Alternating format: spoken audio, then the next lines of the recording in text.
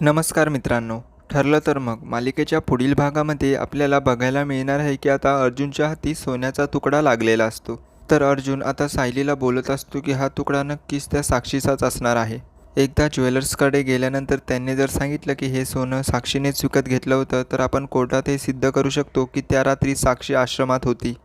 त्यावर सायली म्हणते की हो, पण हे खूप जुनं ज्वेलरी वाटते, त्यामुळे आपल्याला दुकानात जाऊनच समजेल.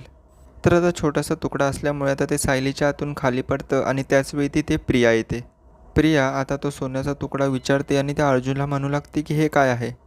तर अर्जुन लगेचच प्रियाच्या हातून तो तुकडा हिसकावतो आणि म्हणतो की हे खूप इम्पॉर्टंट आहे माझ्यासाठी.